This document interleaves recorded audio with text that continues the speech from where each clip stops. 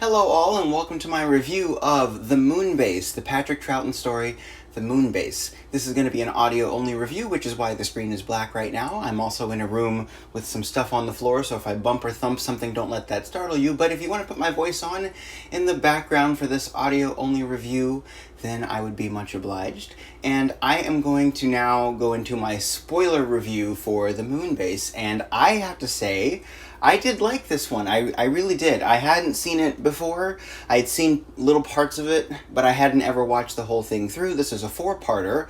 Parts 1 and 3 are missing, but parts 2 and 4 are intact. So for parts 1 and 3, of course, I used the Audible version, which has the linking narration and audio only. And for parts 2 and 4, I just watched the episodes. And yeah, I like this. So I have to say, this has some really good tension, but there's a part in the final episode which did derail the tension for me and made me laugh out loud, and I will get to that. But first I'm going to jump into the basic premise of this, which is the Doctor and the companions go to the moon, and there's a base there, and the Cybermen invade the base, and shenanigans ensue. I will say, I love Doctor Who when it is scary. I think Doctor Who needs to be creepy. I think it needs to be scary a lot of the time.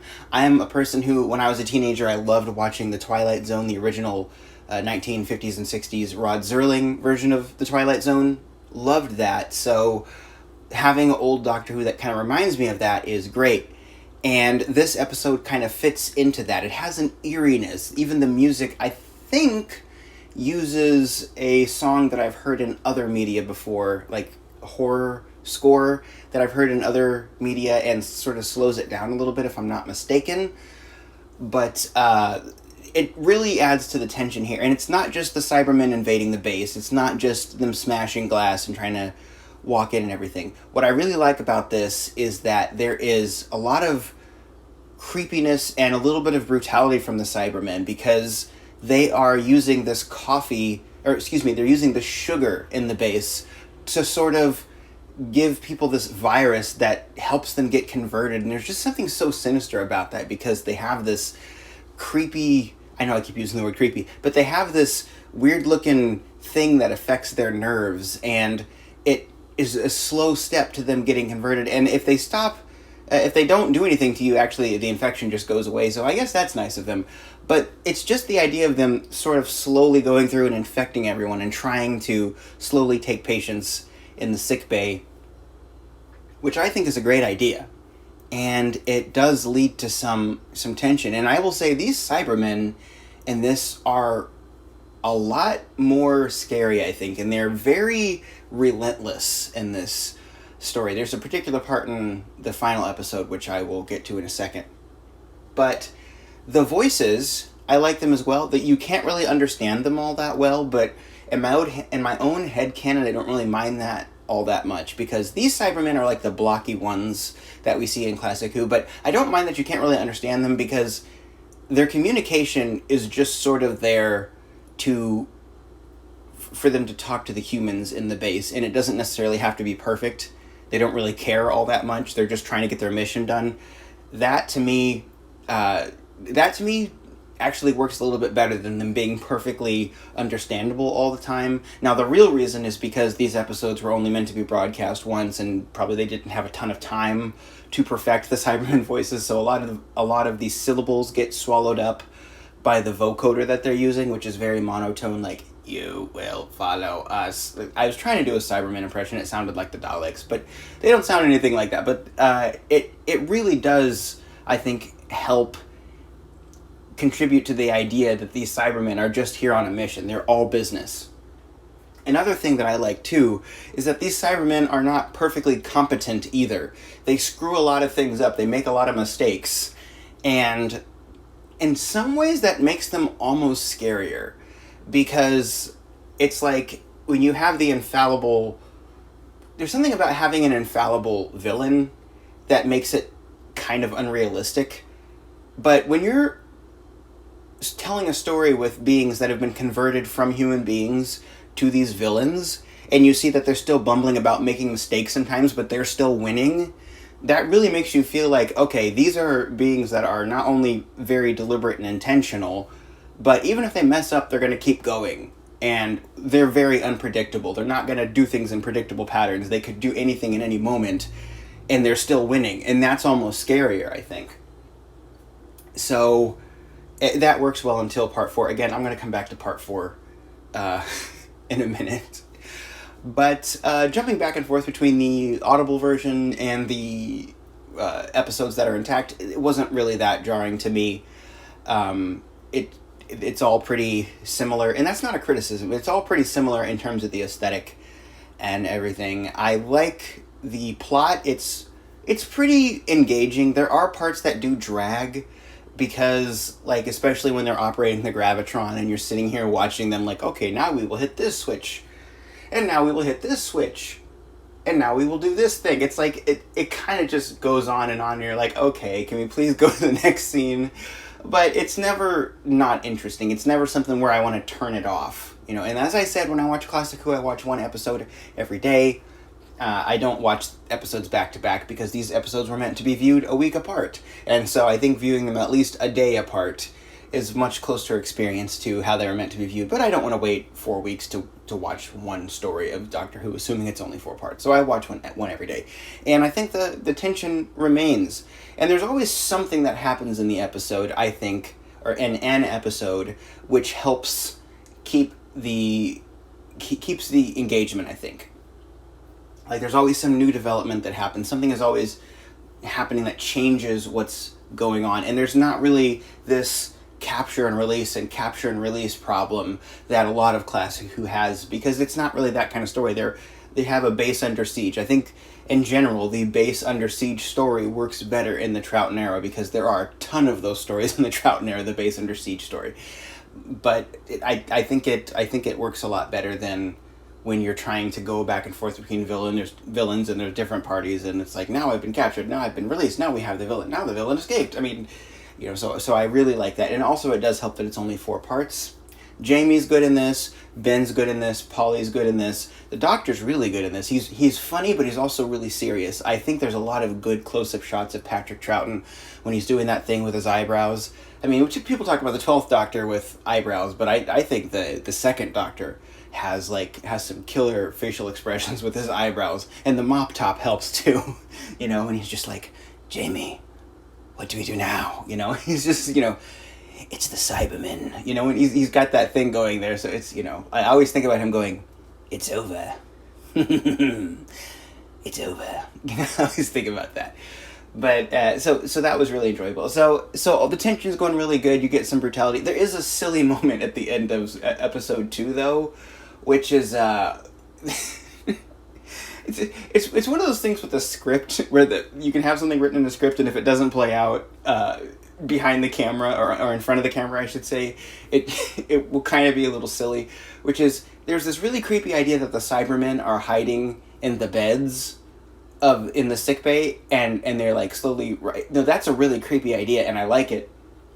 But in execution, they go to the bed, and like the Cybermen's boots are just so noticeable, and it's like, how did nobody notice that? It's almost like a joke, because they go over there and it's like a giant Cyberman over there and those boots are sticking out, and I'm like, okay, that's a little silly. If the Cybermen were smaller, that would work, but they're not, so it's just like, oh wow.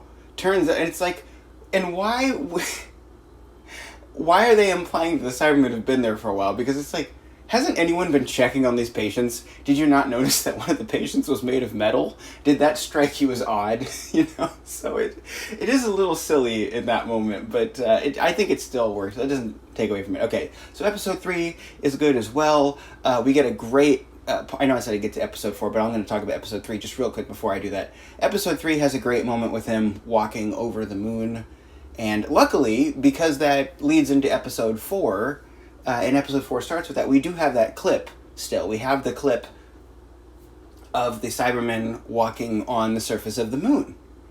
And I think it works pretty well. I mean, it's probably not as menacing as it could have been, but it's nice. So now I'll get to the brutality of the Cybermen, because there's one moment from episode 4 that made me kind of go, Jesus Christ, because the Cybermen were on the radio, which okay, I know I keep going around. I'm gonna get to that in a second, but there's a really funny moment too where the Cybermen are on the radio and they're like, resistance is useless, and one of the guys like hangs up on the Cyberman.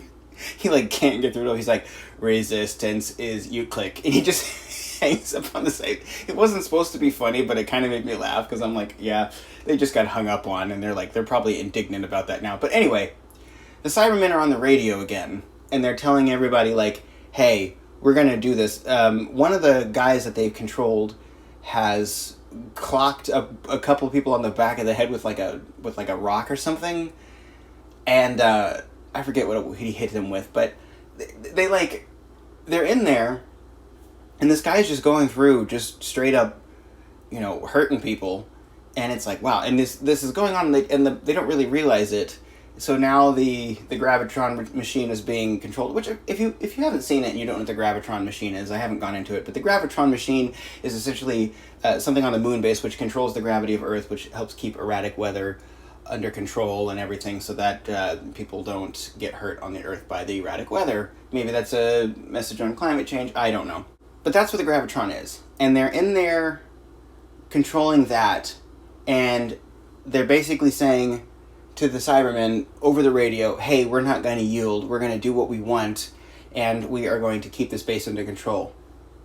And the Cybermen say, don't do this or we will destroy the base. And you're kind of thinking they're like, oh, they're not going to destroy the base. They need the base because they want the Gravitron machine.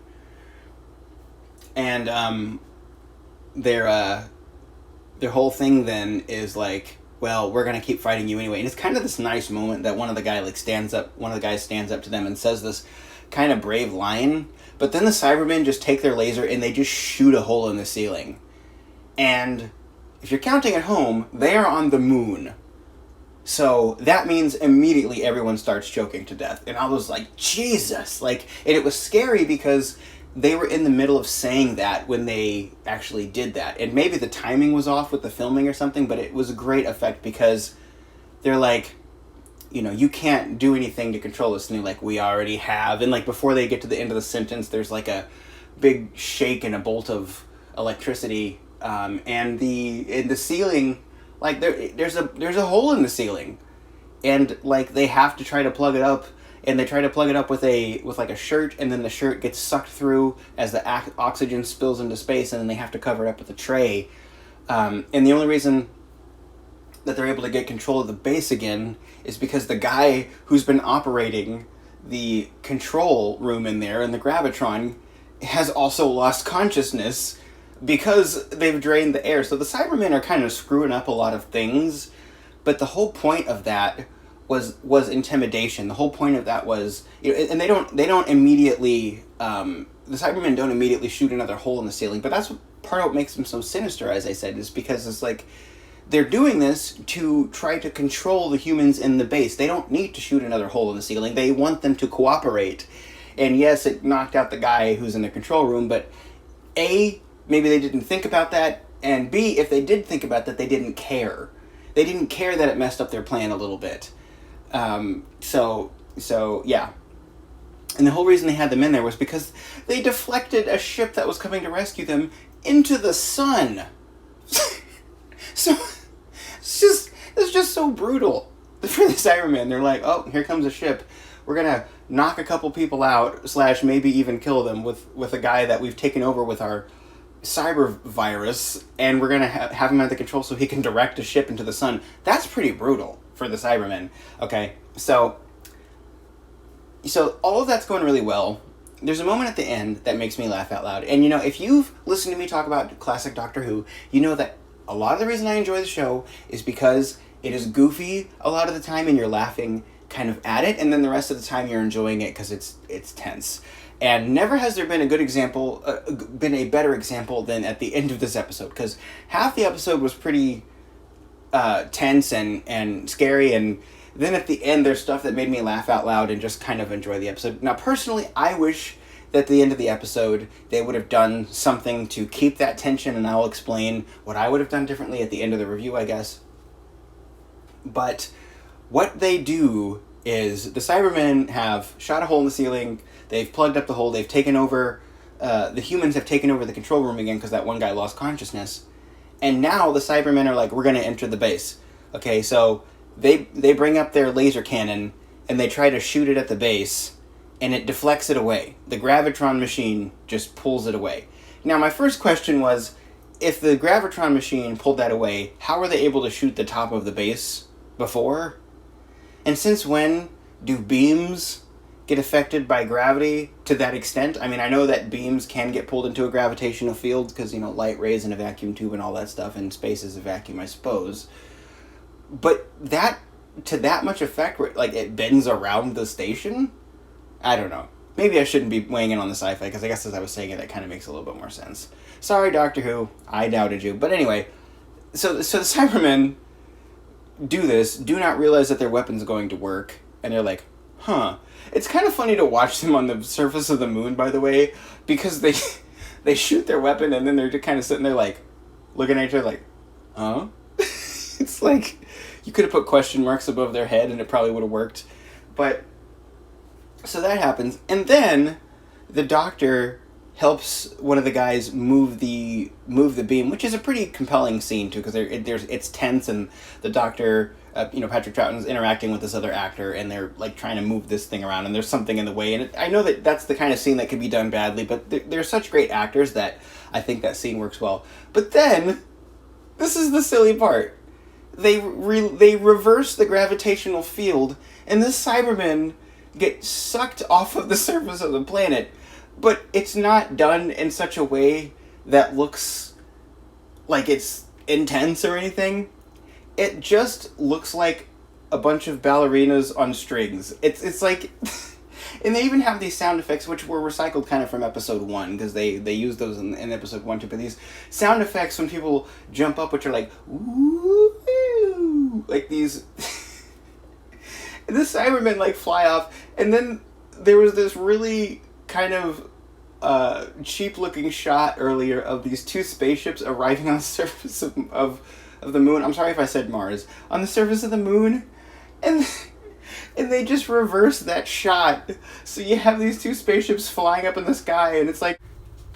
And that is the moment where my voice recorder actually went out, so I'm using a different recorder now, but that moment is so silly. You could put a Goofy, like the sound effect for Goofy screaming there, where he's like, yeah, hooey. Like, you could put that sound effect there, because it was so, oh my gosh, like, it did kind of ruin the tension there. But you know what? I love this show because it's goofy, like I said, it's scary, it's charming, it's all Doctor Who, and I love all of it there. So, that did kind of take away the tension, and then they just kind of leave the base there, and it doesn't really get resolved. Now, I'm not sure if I said this in the earlier part of the recording or not, but if not, I'll just say this here. How I personally would have ended that part is I would have just had it so that right there what happens is the Cybermen do not actually have their beam deflected into the sky for no reason there. What ends up happening in my book, if I'm writing it, is I'm going to have the Cybermen actually smash into the base there, and they enter, and then the Doctor and everyone have to barricade the door and try to keep them out as they're trying to fix the gravitron machine to send them away. And it probably would have taken them about the same amount of time there, and that's personally how I would have done that. I would have not had the thing happen where it's just like, the Cybermen have the ship, have the beam there pointed at the base, and they're standing there outside like, huh? And then they just get sucked off of the surface of the planet like ballerinas on strings, and it's just, oh my gosh, and I'm not sure if I mentioned this earlier again, but they had that sound effect there, like that woo sound effect when they're getting thrown off of the planet, and it is so silly. But, it did kind of ruin the tension, but, it doesn't take away from the overall thing there. So, I will say this episode, this story, I'll give it I'd say an 8 out of 10. A solid 8 out of 10. Really good. It's classic Doctor Who in more than one sense of the word. I absolutely adore it, and I really hope they find it. I hope the episodes are sitting in a film canister or tape canister somewhere in an archive in some part of the world that no one would expect. That would be really fantastic. So I hope that that's a thing. So that's what I'll give the Moonbase. Check it out if you haven't seen it before.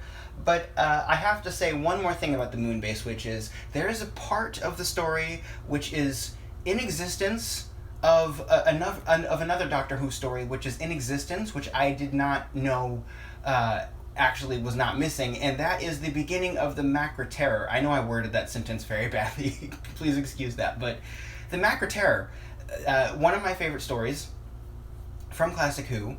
There's a scene where Ben and Polly and the Doctor are in the TARDIS, and the Macra claw appears on the screen, and Polly goes, "Doctor, look!"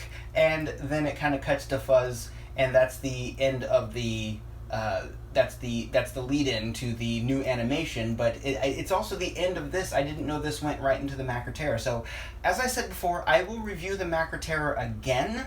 I will go back and try to, watch it with fresh eyes, because I probably watched this, guys, literally like a month ago, and I guess I just was watching it in my own personal time. But I'll go back and I will re-review the Macra Terror and do it for this new series, because it's one of my more favorite stories from Classic Who, and I'm going to enjoy watching that again. But I'm so glad that I watched the Moonbase, and I will continue to review Doctor Who stories. Let me know what you think in the comments, and until next time, guys, allons-y!